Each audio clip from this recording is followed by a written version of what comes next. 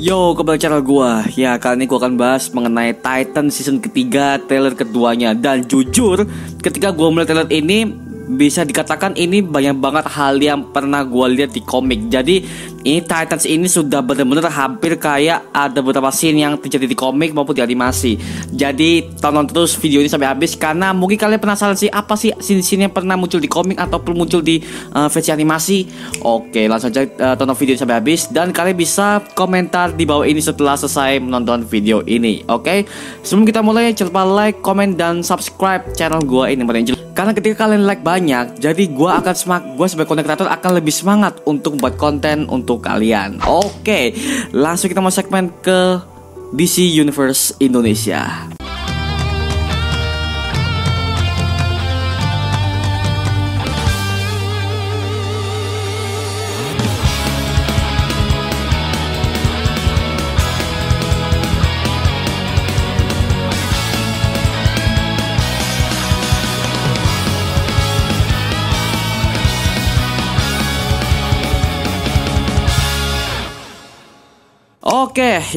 Oke, jadi gue akan bahas mengenai Titans ini ya. Dan jujur ketika gue melihat trailer ini, ada banyak banget hal yang udah pernah gue lihat sih, terutama ke bagian Red Hood-nya. Tapi sebelum itu kita akan bahas dari scene yang pertama. Nah, scene yang pertama ini gue melihat ada scene ketika Dick Grayson itu mengalami flashback. Nah, flashback ini dimana ketika dia itu sedang berlatih di hutan dan dilatih langsung oleh Bruce. Kenapa?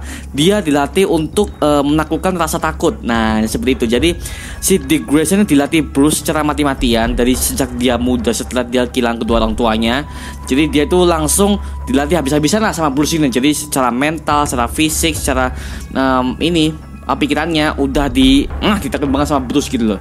Ya seperti itu. Jadi kita bisa melihat masalah Dick Grayson bagaimana setelah dia kehilangan kedua orang tuanya, dia dilatih mati-matian sama Bruce, dan dia mengatakan bahwa Bruce itu adalah psikopat. Nah, Bruce itu psikopat lah, artinya Bruce itu akan mengalami segala cara untuk mencapai Dick Grayson menjadi seperti dirinya. Nah, jadi seperti itu. Jadi psikopat dalam arti psikopat ini adalah ya Bruce itu melatih si Dick ini nggak main-main. Jadi dia itu melatih dia sebagai seorang vigilante benar-benar hebat banget gitu loh. Jadi seperti itu. Itulah Bruce melatih Dick Grayson seperti itu. Nah, makanya kalau kalian baca komiknya kan, untuk Dick Grayson sama Bruce itu hubungannya itu kayak anak dan bapak. Ya, karena si Bruce itu sudah ngadopsi si Dick Grayson dari dia kecil. Nah, jadi seperti itu. Makanya itulah adalah hubungan anak dan bapak dari di DC Universe yang pertama kali Bat Family tercipta. Nah, jadi seperti itu. Nah, kedua ini gua melihat ini ya, ada scene ketika dimana sih kita melihat sosok Batcave ya. Oke, Batcave yang dibangun di situ kayak kita lihat di Titan season pertama. Jadi suasana Batcave dan juga banyak banget cahaya lightning putih di mana-mana, dan juga konsepnya ini masih sama kayak di Titan season pertama. Nah, seperti itu. Dan apa kita akan melihat Batman dan Joker di sini? Well, ini banyak banget dari kalian tanya ke gua gitu loh.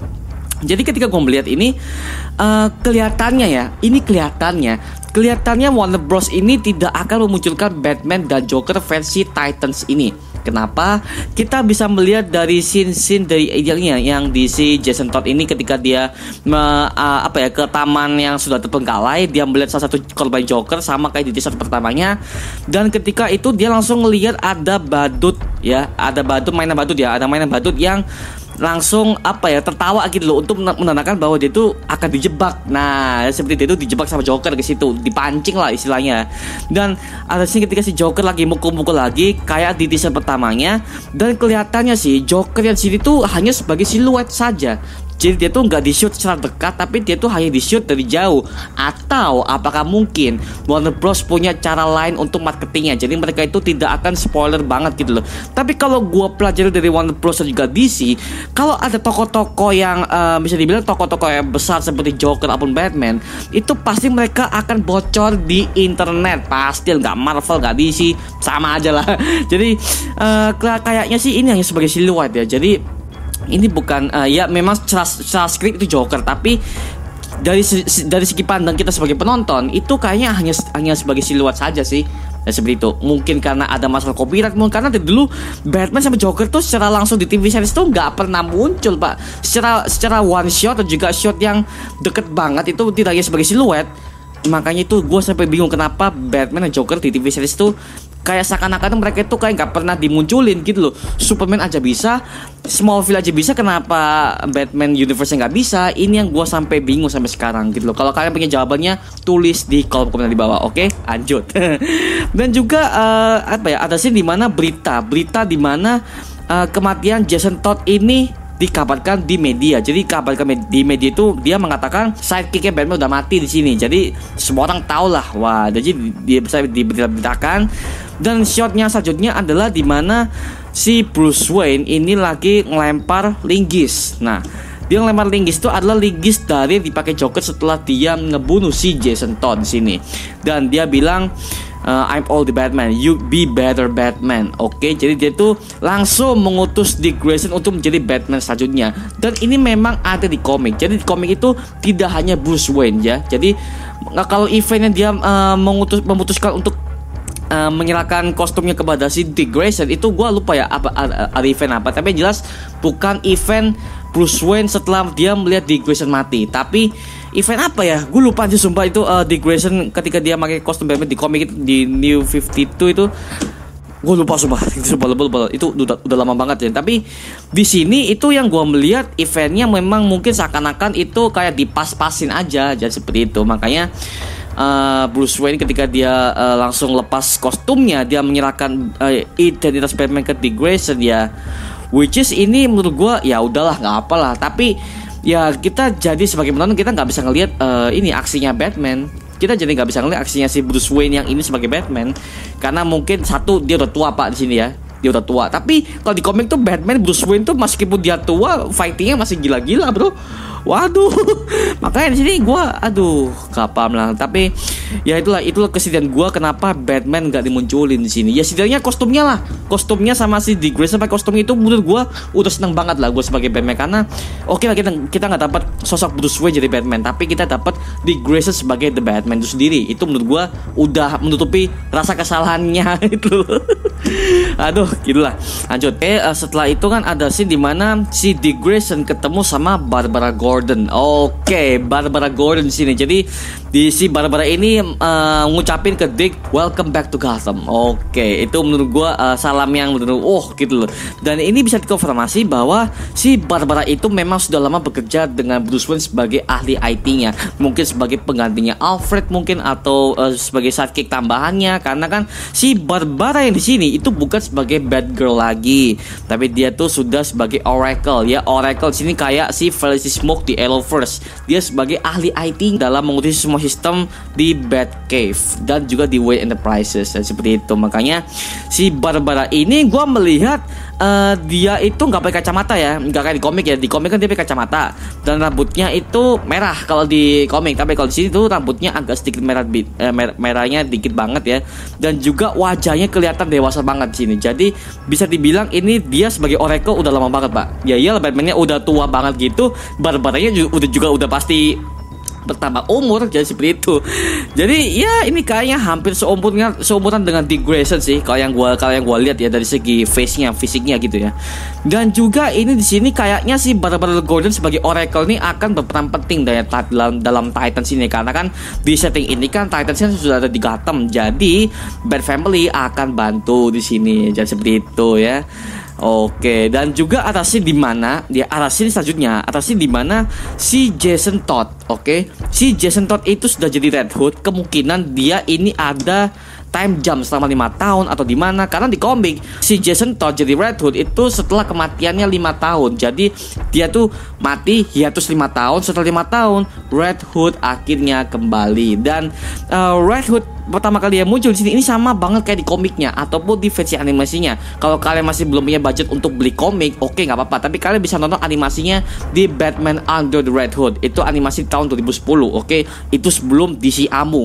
Kalian bisa lihat di situ ada adegan ketika si Red Hood ini pertama kali dia muncul, dia tuh mendatangi sebuah gembong kriminal yang sedang berkumpul di suatu tempat. Nah ini sama kayak gini, cuman kalau yang gua bandingkan di kartun ya, di animasi itu Red Hood yang datang di situ dia tuh dari lantai 2. Jadi gedung itu ada 2 lantai. Jadi kalau kan dianimasikan si Red Hood itu datangnya dari lantai 2. Tapi kalau di sini dia tuh datang dari lantai 1 di sebelahnya. Nah, jadi seperti itu. Makanya ya mungkin ada perbedaan angle mungkin atau gimana, tapi yang jelas ini berbeda banget ya, karena di kartun itu dia tuh di lantai 2, sedangkan di sini dia tuh munculnya di lantai 1, sama dengan kayak mereka yang sedang berkumpul di sini. Ya seperti itu. Dan juga dia bilang Gotham now is mine. Oke, dan juga gue melihat suaranya Red Hood di sini tuh ini benar-benar suara yang berbeda ya. Jadi ini tidak ngetarai si Jason Todd gitu loh. Jadi ini benar-benar berbeda, dan ini membuat para Titans ini semakin sama si Red Hood ini. Karena kalau kalian belum tahu ya, Red Hood itu awal muncul tuh hanya sebagai vigilante ya. Dia memang vigilante, tapi dia itu memang vigilante yang suka membunuh. Jadi dia tuh nggak sama dengan Batman. Jadi itu dia tidak segan-segan membunuh lawan-lawannya lah, dan seperti itu.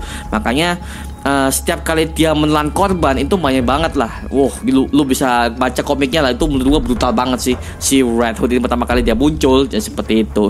Dan kalau di komik itu Bruce Wayne itu nggak akan menyerah, Pak. Sumpah, yang ini yang gue baca di komik ya. Di Bruce Wayne itu nggak akan menyerah, dan Batman itu akan fighting dengan si ini Red Hood gitu loh. Jadi ada dinamikanya tuh pas banget gitu loh. Dari awalnya Bruce Wayne itu gagal menyelamatkan si Jason Todd ketika itu dijebak oleh Joker, 5 tahun selanjutnya ketika dia sudah menjadi Red Hood, mereka bertarung dan dinamikanya luar biasa banget dan dapat feel-nya gitu loh. Tapi kalau di sini dia tuh nggak fighting sama Batman, cuma dia tuh fighting sama Titans gitu loh. Ya menurut gue sih dinamikanya agak aneh gitu, karena kita tidak mendapatkan feeling antara Batman juga si Jason Todd, si Red Hood ini. Nah jadi seperti itu gitu. Jadi nggak ada namanya set moment lah, karena ya which is ini di komik seharusnya memang seperti itu, tapi di sini mereka menggarapnya si Red Hood itu seakan-akan dia tuh akan mengincar Titans ini. Nah kalau kita bandingkan dengan kematian Jason Todd yang dulu, itu kan Jason Todd itu kecewa sama Bruce karena dia tuh telat nolong dia ketika Joker akan ngebunuh dia di situ. Dan juga Jason Todd sangat kecewa karena kenapa Bruce Wayne itu nggak ngebunuh Joker dari awal-awal ketika dia datang. Nah gitu, makanya itulah bentuk kekecewaan Jason Todd pertama kali sama si Bruce ketika mereka itu pertama kali fighting sebagai Batman dan juga Red Hood. Tapi kalau di situ mungkin kebencian Jason Todd itu sudah mulai muncul ketika dari Titan scene kedua. Lu ingat kan masih ada scene ketika dimana si Jason Todd itu disalah-salahin sama anggota Titans itu karena dia tuh sudah mengintai mereka, sudah apa gitu, tapi ternyata itu bukan ulahnya dia, itu adalah ulahnya si Rose Wilson ya, itu anaknya si anaknya Slade Wilson lah, Deathstroke.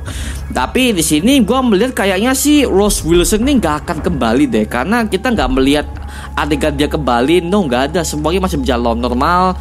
Terus Superboy masih ada, Beast Boy masih ada, terus Ravennya ini dia tuh gue lihat dia tuh outfitnya udah beda Pak, dia tuh outfitnya putih dan juga dia pakai kunci sekarang. Nah ini gue nggak tahu ya itu scene apa, tapi kalau kalian ada yang tahu atau mungkin kalian udah pernah baca komiknya, mungkin Titans gitu ya, tulis di kolom komen di bawah. Oke, lanjut. Dan juga ada scene di mana Titans ini kembali muncul lagi dan dipimpin oleh Dick Grayson sebagai Nightwing di sini. Jadi ini Robin udah nggak ada lagi ya. Jadi ini benar-benar Nightwing banget lah gitu. Dan ada scene si Starfire di sini. Jadi gue penasaran nih Starfire seperti apa di sini. Dan ketika trailer ini bocor, Starfire ini scene-nya itu pasti ada di sebuah laboratorium. Pasti itu dari season pertama kayak gitu terus loh. Starfire itu masih diincar oleh pemerintah Amerika Serikat. Nah gitu, karena mungkin keterlibatannya dengan alien itu atau apa, karena kan dia kan dari planet lain si Corey ini. Dan ketika gua melihat ini rambutnya masih sama ya, rambutnya nggak lurus banget kayak Titan yang kedua. Ini feelnya ini sama banget kayak Titan season pertama. Mungkin pihak developernya atau pihak sutradara itu udah ngelihat Titan season pertama itu udah mulai bagus banget dan mereka meniru formulanya kembali sama dengan kayak Titan season pertama. Itu menurut gue sih waduh. Jadi mereka mungkin menganggap Titan season kedua itu hancur parah lah, karena ya developernya mereka hancur semua dan juga nggak dijelasin, Batman nggak dimunculin. Itu menurut gue kacau banget sih Titan season kedua, apalagi endingnya Deathstroke dibunuh seperti itu, mudah banget, gila.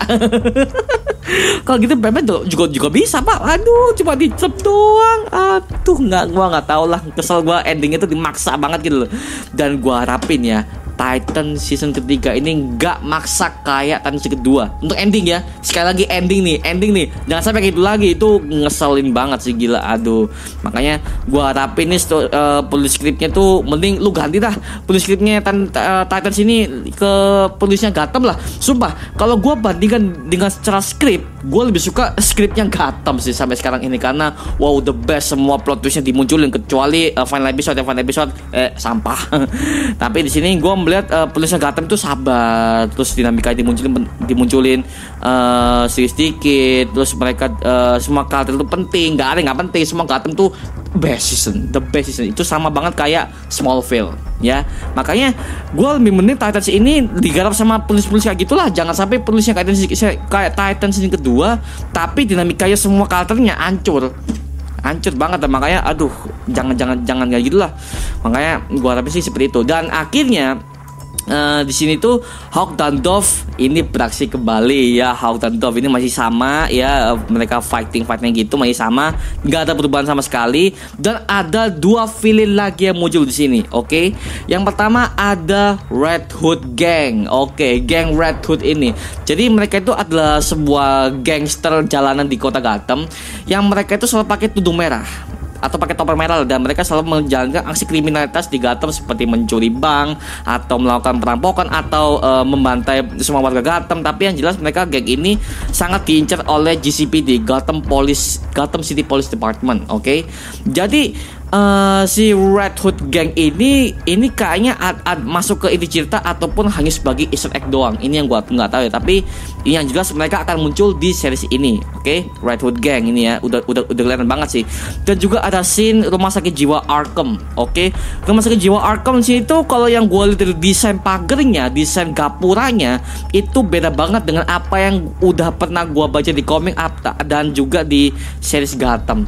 Itu beda banget sih. Jadi kalau kita lihat di komik kan Arkham kan bunuh gini kan, ngelengkung gini kan, tapi di sini lurus gini Arkhamnya, dan juga fontnya beda banget sini. Jadi seperti itu. Tapi yang jelas rumah sakit jiwa Arkham ini tidak sesuram yang ada di series Gotham. Oh, series Gotham tuh itu Arkhamnya gue sepuji banget, dari desain gedungnya, desain semua tahanannya itu bagus banget. Ini baru rumah sakit jiwa Arkham, namanya rumah sakit jiwa, isinya para orang-orang gila gitu loh. Tapi di sini yang kebaikan yang gue lihat di Arrowverse Arkham itu bukan Arkham, Pak. Arkham nggak kayak gitu kali, gila itu. Arkham tuh ya penuh dengan orang-orang gila, sekali dengan orang-orang psikopat yang udah pernah dipenjarakan oleh Batman. Itu baru namanya Arkham. Di sini tuh Arkhamnya tuh gue nggak tahu ya desainnya kayak apa, tapi jelas gedungnya itu terawat banget. Dan juga kalau gue lihat halamannya di situ terawat banget sih, gak ada yang kayak di abandon segala macam. Ini bener-bener rumah sakit jiwa yang bisa dibilang ini terawat banget lah dengan para orang-orang di rumah sakit jiwa tersebut. Nah, seperti itu. Jadi nggak sesuram di Gotham sih. Tapi gue lebih suka vibe di Gotham sih. Mohon maaf ya, gue lebih suka vibe di Gotham. Itu the best tuh vibe-nya. Itu baru best. Bagus, lanjut lah. Dan ketika itu si Dick Grayson ketika dia tuh ke Arkham untuk menemui si Jonathan Crane, si Scarecrow ini. Gue nggak tahu apakah tujuannya apa ke situ, tapi yang jelas dia pasti punya maksud lah untuk menemui si Jonathan Crane. Oke, karena dari sini gue melihat si Scarecrow ini tuh dia nggak menerobos kuat penjara ya. Jadi ini adalah scene si Dick Grayson ke Jonathan Crane untuk mungkin meminta petunjuk mungkin, atau meminta informasi mungkin mengenai sebuah kasus apa kayak gitu, gue nggak tahu ya gitu. Tapi yang jelas kalau misalkan Scarecrow hadir di sini sebagai dia pakai kostumnya segala macam, itu gue mau desainnya kayak Arkham, Pak, kayaknya ya. Karena sebagai Titans ini gue melihat semua armornya, semua kostum-kostumnya ini mereka ambil referensi dari Arkham series banget sih. Itu makanya gue melihat kayak gitu sih. Dan juga baju tahanannya ini ya, baju tahanan ini tuh biasa, baju tahanan biasa ya. Jadi tidak mengibaratkan orang-orang rumah sakit jiwa biasa gitu. Jadi itu kayak tahanan warna kuning segala macam, itu kayak tanah penjara biasa sih, tidak mengibarat kayak orang-orang gila gitu. Jadi Arkham ini kayak masih mengikuti formula yang lama, jadi kayak penjara biasa, bukan rumah sakit jiwa. Ini yang ini gue nggak tahu ya, rumah sakit jiwa yang Arkham kenapa diibaratkan kayak penjara, bukan sebagai rumah sakit jiwa yang pernah gue lihat di Gotham. Di Gotham tuh, sekali lagi gue muji banget gedung dan desain interiornya, eksteriornya semua itu suramnya dapat, vibe-nya dapat. Ini baru Gitu loh. Makanya kalau bisa gua advice ya, saran gua mending desain interiornya yang mending inilah Bruno Heller yang ngurus Gotham itu lo undang deh. Karena Gotham tuh the best banget. Makanya gua bisa feelingnya Batman tuh masih ada di situ loh. Wah, the best. Makanya di sini gua melihat rumah sakit jiwanya aja tuh terawat banget gitu loh. Gak ada yang rusak, gak ada yang apa, gak ada yang tahanan yang gila sekalipun. Ini kayak tahanan biasa gitu loh. Itu loh kelemahan salah satu dari desainnya Arkhamnya. Itu yang gua sampai vibe-nya nggak dapet gitu loh. Ya, seperti itu. Dan kemudian di sini ada Red Hood ya. Red Hood di sini tuh belum pakai hoodie-nya. Jadi itu masih pakai topeng, terus dia bawa sniper di sini. Wow.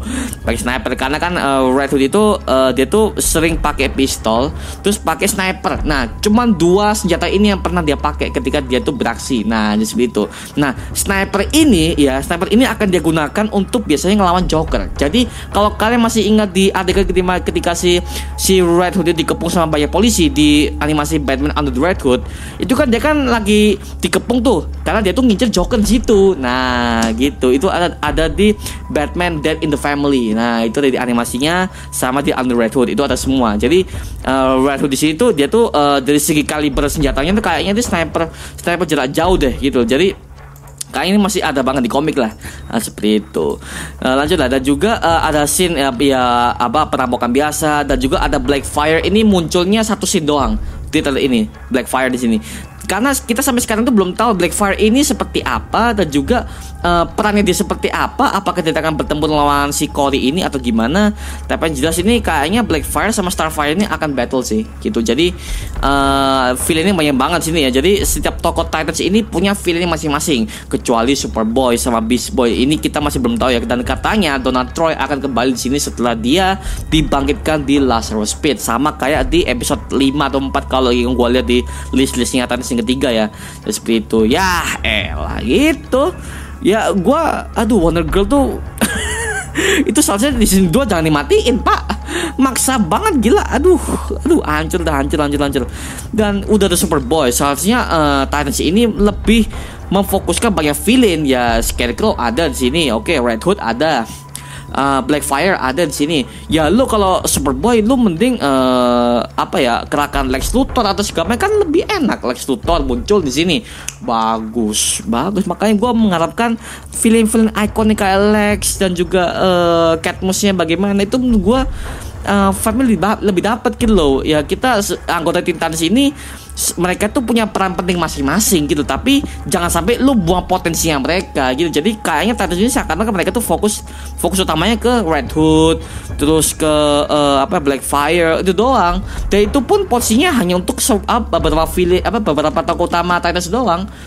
Ya itu menurut gue tuh kayak kurangnya kekayaan cerita dan seperti itu. Makanya ya gue harapin sih Titans ketiga ini akan membawa dampak baik dan juga skripnya makin diperbaiki lagi lah ya. Karena terutama untuk ending jangan sampai lu kayak Titans kedua. Aduh no what the fuck is this, seriesnya hancur banget dah. Makanya ya udahlah ya, itu aja dari gue ya. Dan juga gue harapin sih villain Batman akan dimunculin banyak sih, kayak Penguin, The Riddler, terus Poison Ivy, Bane mungkin, atau Easter egg doang lah. Itu Easter egg doang gue lebih suka gitu loh.